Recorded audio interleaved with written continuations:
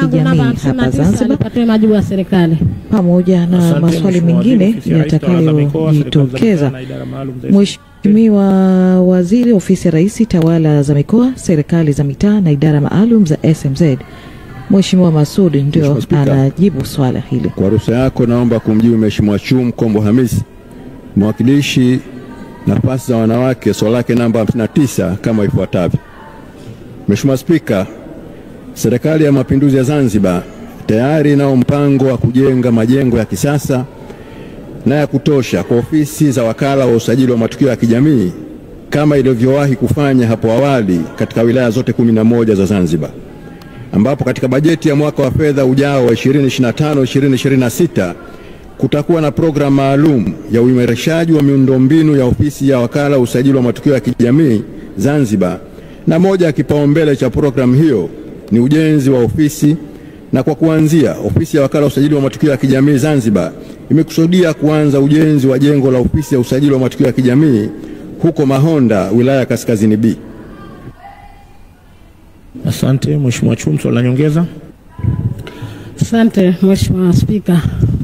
Mheshimiwa Waziri, asante sana na kushukuru kwa majibu yako mazuri. Lakini Mheshimiwa Waziri, katika majibu yako mmesema kwamba mlijenga ofisi hizi katika wilaya 11. Swala je, mlitumia kiasi gani kwa ujenzi huu hata ofisi hizi zikapelekea kuwa finyu na sasa kupelekea programu ya 2025-26 kuanza tena ujenzi kwa ofisi hizi?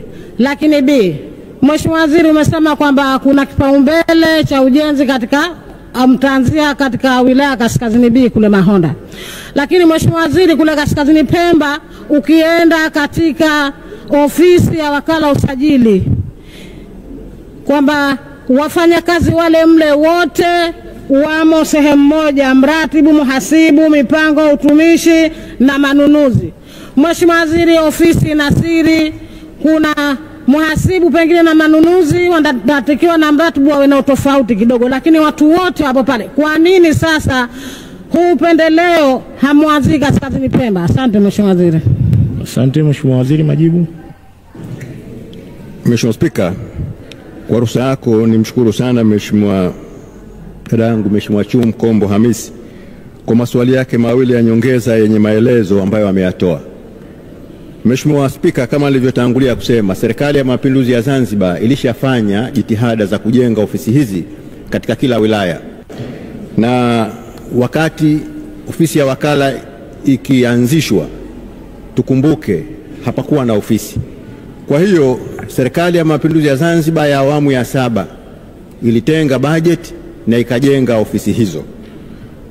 Hili alilolieleza la pili nimeeleza hapa katika jibu langu la msingi kwamba ofisi au serikali imeshakubali, kwa maana tuna changamoto ya majengo ya ofisi za wakala wa usajili wa matukio ya kijamii Zanzibar nzima, na kwa sasa kipaumbele tumesema tuanze huko Kaskazini B Mahonda, lakini pia haimaanishi huko nako kuzungumza Micheweni, Wete, Mkoani na maeneo mengine.